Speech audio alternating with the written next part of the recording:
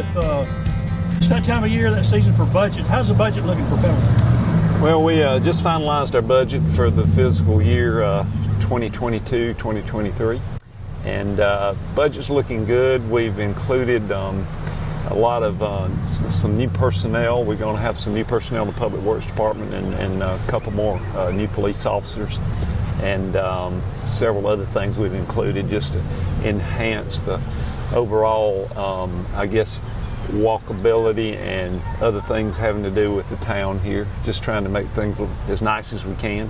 And we've also got some infrastructure improvements we're working on. We want to try to make sure we're planning and looking at where we need to be going. What kind of projects are you working on? Talking about walkability, is there something new that's going on or just ongoing? Well, yeah, we do. You know, we have the this North Mechanic Street, West Queen Street project going on, which will improve that area. It's gonna hopefully be a good, you know, a really nice thing over there, because we want to just kind of do what we can to just improve all aspects of that area, and you know, sidewalks and whatever. Pendleton's already kind of a walking town, right? It is a walking town, very much so, and that's part of the charm of it. You know, it's a nice place just to get out and stroll around, especially on a nice day like today. Any other new projects you wanted to mention that are going on? Well, you know, we're working on several things. We've got some things we want to do in town, like we have the old doghouse gymnasium over there. We're trying to work on getting that renovated.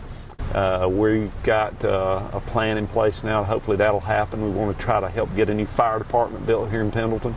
We're working on a strong plan, I think, that maybe allow us to do that too. And we're also going to try to make some improvements to the Pendleton Recreation Association, and not specifically to them, but to the rec program in general. We're going to try to push some money that direction, which we've got, and hopefully improve that some too. So we got a lot of things going.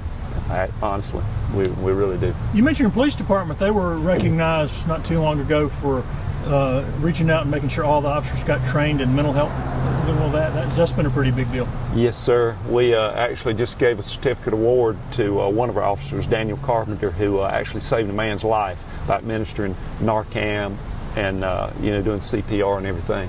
And that's all of our officers are trained, and we're the only, as far as I know, the only department in the county that has that training. So we're real proud of our officers and of our police department. Talking about those projects going on, is the lack of materials slowing things down at all for y'all? A little bit, yeah. All that makes a difference, you know, and companies are having trouble, you know, getting things done and getting mobilized and getting from one project to the next. And, you know, if you don't hit things at just the right times, it slows things down. It's just the way it is these days, I guess. But we're still, you know, doing what we can to move it forward. So even though it might be a little slower, we're still going to get there, I hope. How about downtown business? Anything new or anything expanding we can talk about? Well, downtown business, yeah. I mean, there are some things going on here, such as, you know, we're going to have a new restaurant opening up here, and that's almost finished, called Rains. And then we've got some other folks that are hopefully planning to renovate the old Evans drugstore building there, as you might know it. Others might know it as Mountain Made. So if you've been here a long time, like you and I, you would know it as Evans Drugstore, but others may know it as Mountain Made. So we're looking forward to that if that comes to fruition, because you know, that's an old historic building there. We'd love to see it, something good happen to it, and I think that's the intention, and hopefully that'll happen. So that's another thing we got going here. And we talk about this every time, but as growth happens, how's the housing market looking in Pendleton? Well, you know, there's still a lot of demand for housing, and we still have a lot of growth going on here. And there's, you know, a lot of economic development around to us, thanks to Anderson County. You know, they've done a great job. Rusty Burns, Burris Nelson, and the county council down there, they've done a great job of bringing economic development to us, and a lot of manufacturing around us. It brings jobs, brings people, brings growth, brings a lot of good things. As a lot of folks say, you know, one of the best things you can do for anybody is to give them a job. So we're happy to see that, and it's brought a lot of prosperity and growth to our area, and we're trying to be very cognizant of what it is, and you know, try to make sure that what we have here in the downtown, maintains the historical character and charm of the downtown. And I think we're doing a pretty good job of that. When we, the fact that we're annexing them in to town in the outlying areas, it does set a standard for that. And I think that's a good thing too. Otherwise, it's going in there probably. But if it's coming in here, then it's going to have to meet our zoning guidelines and our requirements, and I think that's all a good thing. Are there enough houses? Is there big demand right now? Big demand, yeah. What I'm hearing from the people building them, the various developers, they can't build them fast enough.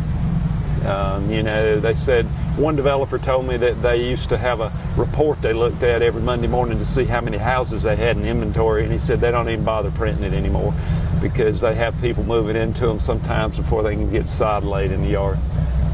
But that's all over. It's not just here. I mean, it's just this whole area, the whole southeast, if you want to look at it. If you got a house, you can sell it right now. Let's talk a little bit about the oil mill for a second. First of all, I'm sort of springing this on you, but can you give people just like a little 30-second history of that oil mill and what it did here and all?